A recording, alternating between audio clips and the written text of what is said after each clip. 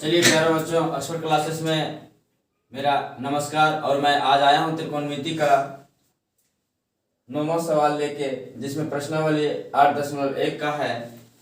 प्रश्नावली 8.1 का मैंने 8 तक क्वेश्चन सॉल्व कर दिया है, वो मेरा प्लेलिस्ट में मिल जाएगा।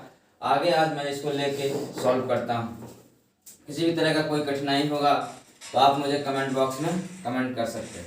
चलिए यहाँ पे पहले सबसे पहले देखते हैं त्रिभुज एबीसी में जिसका कोण 20 समकोण है। यदि tan A बराबर 1/√3 तो निम्नलिखित के मान ज्ञात कीजिए। जिसमें कह रहा है यहाँ पर sin A cos C plus cos A sin C, sin A cos C plus cos A और यहाँ पे sin C। अन्य यहाँ पर कुछ नहीं दिया है तो दोनों के बीच होता है मल्टीप्लाई। इसका मतलब होता है मल्टीप्लाई, यहाँ पे प्लस का साइन है, प्लस हो जाएगा। इन दोनों के बीच जो मान है वो निकाल के हम दोनों इसका इंटू करके और इन दोनों का मान निकाल के इंटू करके यहाँ प्लस कर देंगे तो उसका हमारा क्या हो जाएगा, मान ज्ञात हो जाएगा। ये सबसे पहले हम लोग देखते हैं एक समकोण त्रिभुज का निर्माण करते हैं, क्योंकि यहाँ पर कह रहा है त्रिभुज एबीसी में जिसका कोण 20 समकोण है, तो हम लोग एक त्रिभुज का निर्माण करते हैं। हम लोग एक त्रिभुज का निर्माण करते हैं, समकोण त्रिभुज का।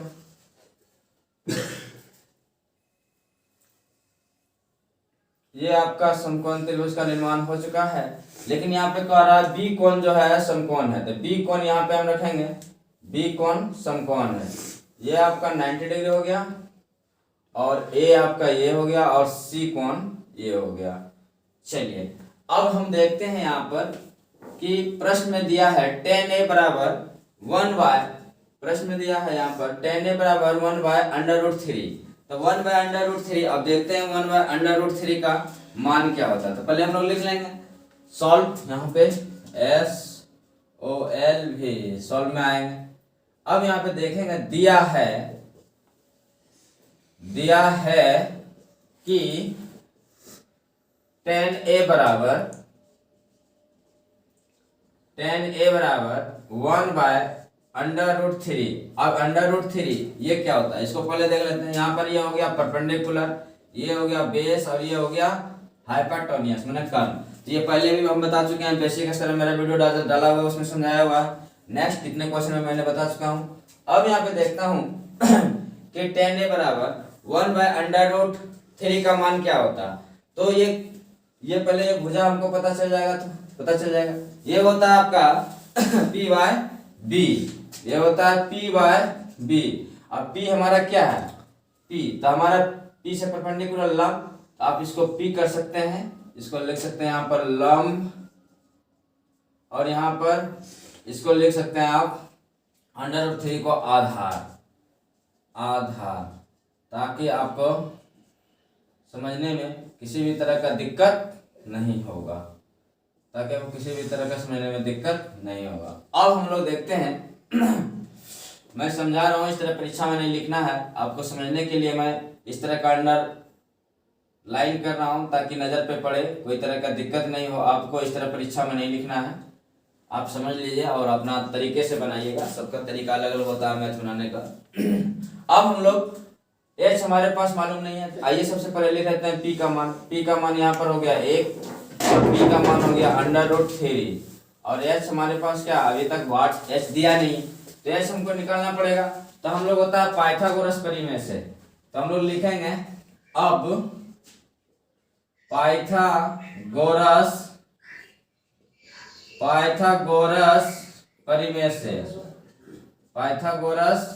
परिमेय से। अब पाइथागोरस परिमेय H का कर्ण स्क्वायर निकालने का फॉर्मूला होता है H, यहाँ पे निकालेंगे H² = P² प्लस होता है B²।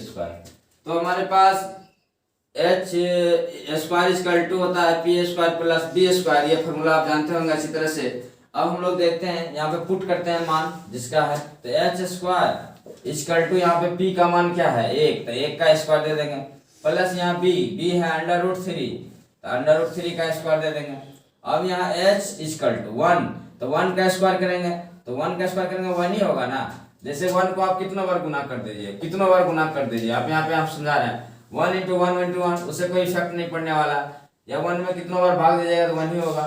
तो ये चीज इस पर हम गुना करेंगे तो 1 का स्क्वायर लेंगे 1 ही होगा। अब √3 का √3, अब √3 इंटू √3, जब ये दोनों गुना होता है तो बराबर में ऐसे आ जाता है 3 इंटू 3। अब इसको लिख सकते हैं √9 और इसका मान हो जाता है 3, यानी 2 में एक बाहर निकल जाता है, या गुना होके √9 अगर आ रहा वैल्यू तो उसको √9 किसका 3 का, इसका वैल्यू हो जाएगा 3। तो यहाँ पे हम इस तरह से लिख सकते हैं प्लस में 3। चलिए अब यहाँ लिखेंगे h², तो इन दोनों को जोड़ेंगे तो आ जाएगा 4, और जब 4 आ जाएगा तो यहाँ पे स्क्वायर जब हटाएंगे तो हमारे पास h = आ जाएगा √4, इसलिए h = हमारे पास आ जाएगा। अभी हम यहाँ समझाए थे √3 वाला, तो 4 का क्या 2 इंटू 2 कर सकते हैं, इसलिए यहाँ पर h = 2, यानी हमारे पास h का मान जो आया है वो आपका आ गया है 2 इंटू 2, तो हमारे पास h का मान आ गया 2। चलिए यहाँ पर लिख लेते हैं h का मान 2। अब हम लोग देखते हैं यहाँ पर sin a और cos c, तो sin a और cos c का प्लस करेंगे cos a और sin c, अगर हम करेंगे तो हमारा क्या हो जाएगा, इसका मान निकल जाएगा। तो हम लोग सबसे पहले देखते हैं sin a बराबर होता क्या, पहले ये समझना। तो यहाँ पर लिखे sin a और यहाँ पर है इनटू में, तो sin a बराबर आप पहले लिख लीजिए, sin a बराबर होता है p/h, sin a बराबर होता है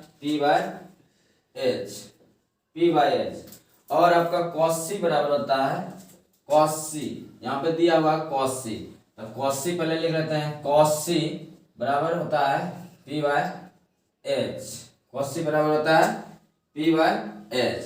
तो चलिए साइन, अब हमको देखते हैं साइन ए का मान कितना है, इसको इस तरीके से हम पुट कर सकते हैं। अब साइन ए का रहा p/h, तो p 1 है और h हमारे पास कितना है 2 है, तो आप इस तरह लिख सकते हैं ना 1/2। अब यहाँ पे cos c है, तो cos c आपके पास है cos c बराबर भी है p/h, तो यहाँ पर क्या होगा, दोनों इनटू में है, आप इस तरह सजा कर लिख सकते हैं कि नहीं लिख सकते हैं। चलिए तो आप लोग समझ गए होंगे। अब इसको हम यहाँ पर इस तरीके से लिख रहे हैं p/h। अब यहाँ पे आते हैं प्रश्न संख्या 1 से, यहाँ दिया हुआ है इसमें 9 का 1 sin a। अब यहाँ पर इसका मतलब होता है इनटू, तो आप गुना भी लिख सकते हैं, कोई दिक्कत नहीं है, या फिर इनटू डाल दीजिए अगर समझ रहे हैं तो, क्योंकि गुना ही होना है दोनों का। यहाँ पर लिखना है cos c और यहाँ पे प्लस, तो दोनों का मान करके गुना करके आप लिख सकते हैं। यहाँ पर है cos a और यहाँ पर है sin c, यानी इनटू है, नहीं कुछ तो इनटू, जब कुछ नहीं दिया है तो गुना रहेगा। चलिए अब इसका मान हम लोग पुट कर सकते हैं। यहाँ पर sin a का मान है sin a का मान है अभी p/h होता है, तो p/h का बराबर क्या होता है, p का मान 1 और यहाँ पर 2, तो चलिए यहाँ पर लिख देते हैं हम लोग 1/2 इंटू, यहाँ गुना है, अब cos c का मान भी क्या p/h, यहाँ भी क्या हो जाएगा 1/2। अब यहाँ प्लस है तो प्लस कर देंगे हम लोग प्लस में। अब यहाँ पे देखेंगे cos a, तो cos a का मान क्या होता है, cos a का मान होता है b/h होता है। तो cos a में हम लोग आते हैं, cos a का होता है और sin c का होता है p/h, तो b/h और p/h, तो cos c, चलते हैं cos c b/h, तो cos c में यहाँ पर लिख लेंगे cos a का मान होता है b/h, तो b हमारे पास यहाँ पर देखते हैं आप प्लस में आ गया, तो यहाँ पे लिखना होगा हमको b/h में 1/b का मान है आपका cos a, तो इसका ये साइन उल्टा हो जाएगा, b यहाँ बन जाएगा और ये आपका p यहाँ आ जाएगा, क्योंकि ये लेना है cos a, साइन a का ये आपका यहाँ चल रहा था बिल्कुल। अब यहाँ पे a अगर ये कौन लेंगे तो इसका चेंज हो रहा है, तो इसलिए यहाँ पर हो जाएगा b/h, तो b/h का मान होता है 1/2, क्योंकि चेंजिंग आपको बताए थे, तो 1/2। और sin c का मान sin c,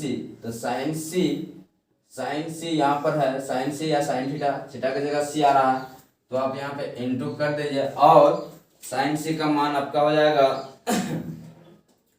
साइन सी का मान हो जाएगा √3/2। चलिए अब यहाँ 1/2 इंटू 1/2 और प्लस में यहाँ पर आ गया। अब ऐसे भी लिख सकते हैं √3/2। तो इसको प्लस कर दीजिए √3/2 cos A का मान हो गया। अब इंटू में आ जाएगा इधर साइन सी का। तो साइन सी का वैल्यू हो जाता है, यहाँ पर देखते हैं √3/2। यहाँ पर लिख देंगे √3/2। अब जब लिख देंगे हम लोग √3/2 तो इसका मान लिख दिए। अब इधर गुना करेंगे तो 1 से गुना करेंगे हम लोग।